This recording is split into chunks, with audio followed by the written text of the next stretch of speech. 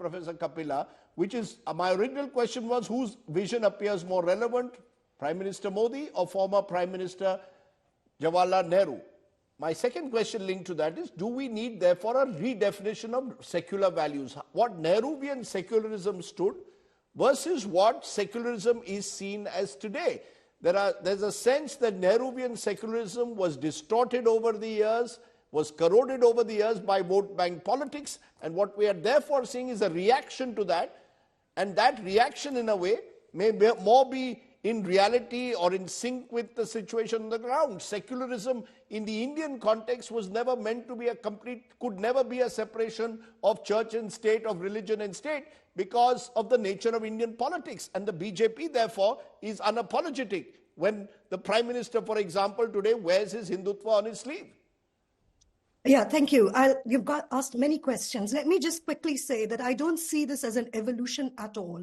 What we have seen really is 30 years of aggressive militant mobilization on the question of the Ram Temple. And the question of the Ram Temple is entirely related to the chronology of the rise of the BJP as a political electoral force in the country. So whatever map you might want to give it of 500 years or even longer, even of a millennium, it is actually a very precise short history of 35 years. Secondly, you have this big distinction in perspective. Whereas Professor Makhanlal and Rajat Sethi want to see the Mughals and Muslim rule as the antagonist, if you look at Jawaharlal Nehru's discovery of India, and if you look at, say, Savarkar's, 6 glorious epochs of Please Indian don't history. put the words in our mouth. Please don't. Let me finish. That we You will are see a antagonists. critical Don't distinction. put the words You in will the see mouth. Okay, Professor Makhanlal, I will language okay. that I always do. Professor Makhanlal, I will give you time to respond. Professor Kapila, continue. So the question really is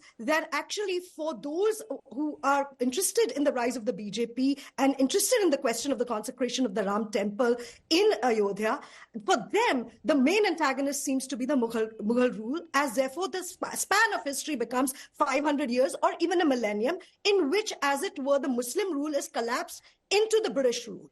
And actually, for modern Indian nationalism, for the rise of modern nation states worldwide, not just in India, the greatest antagonist is the British Empire. On this, I just want to make something very clear to your audience, that actually the British Empire is the exceptional empire in India because it owed its loyalty to another people and another place. Unlike all other empires, whether they were Mughal, slave dynastic, Cholas, Ashoka, what have you.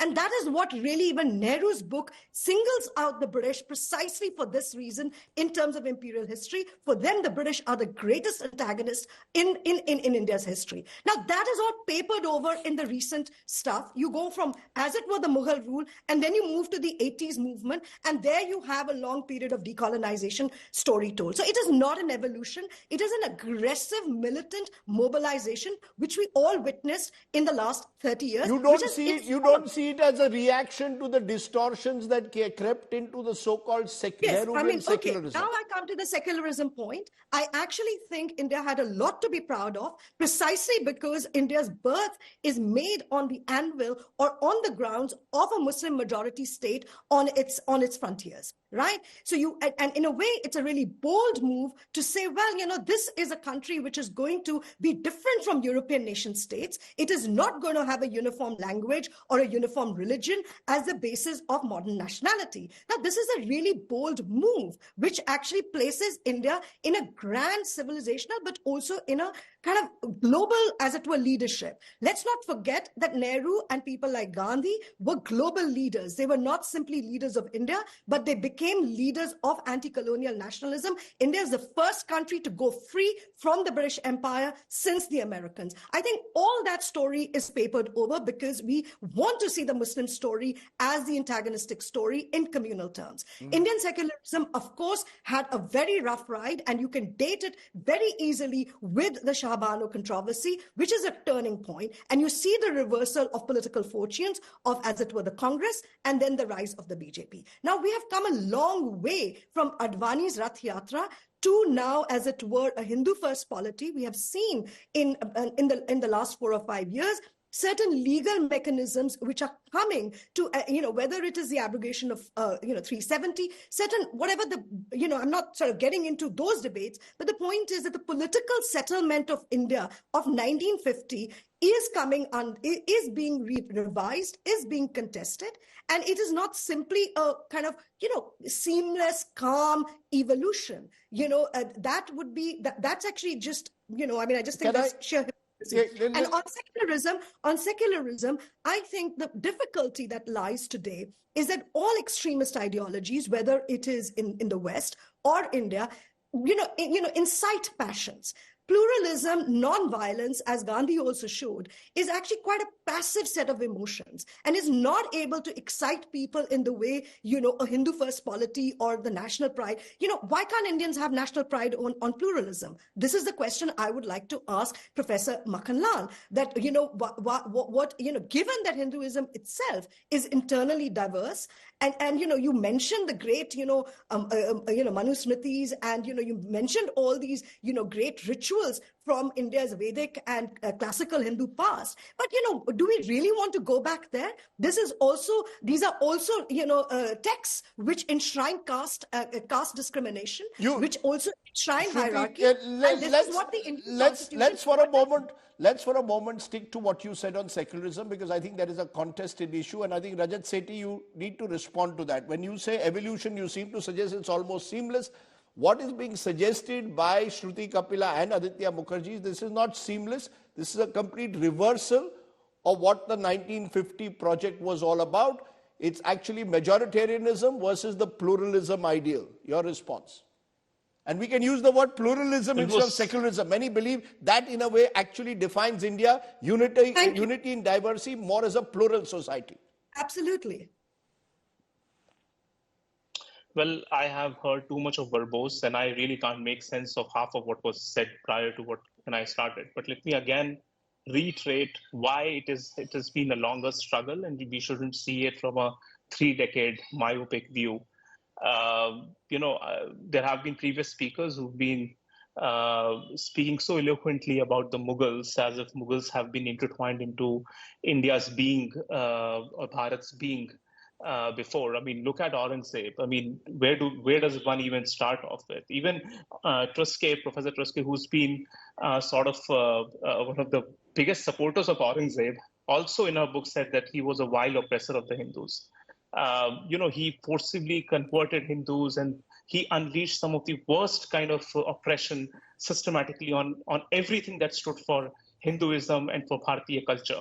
Why should India of 2024 be defined by Aurangzeb, though? The India of 2024, if we are this mature, self-confident country, if we had a project in 1950 which was to give Rajdeep, equality of citizenship, how do you respond? You go ahead. Did you interfere, Kapila, when she...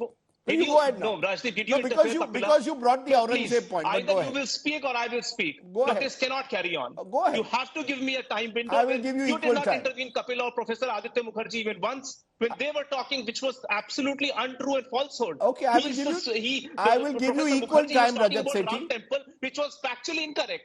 No, Rajdeep, you are not. Accept your mistake for once. I will give you equal time. Go ahead. Going back, understand that Mughal and the Mughal rule unleashed over the Hindus has been part and parcel of our history, and a not so sort of good history.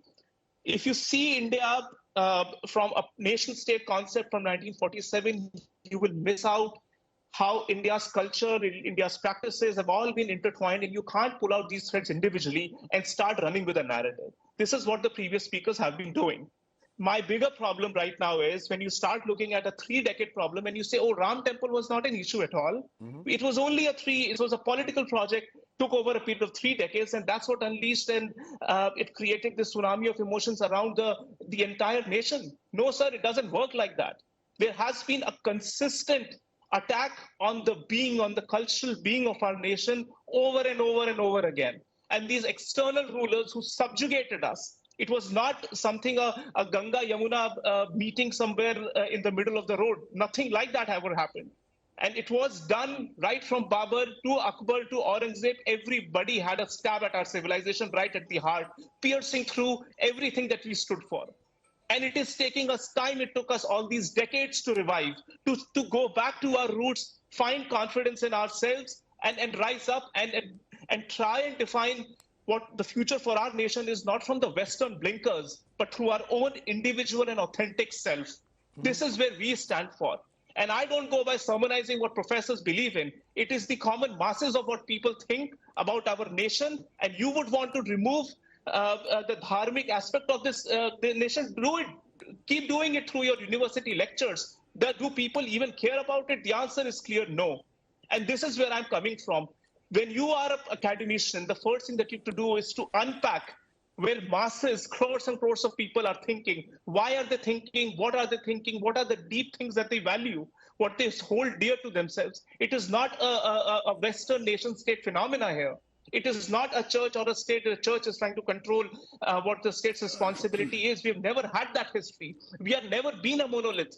That is also true. We've been all kinds of people who've come in and amalgamated together, but it has never been the case like Aurangzeb or the Mughals who've come in and literally destroyed a civilization. Where in North India do you ever come across temples which date at least 1,000 years old? They've all been ravaged, demolished, finished off.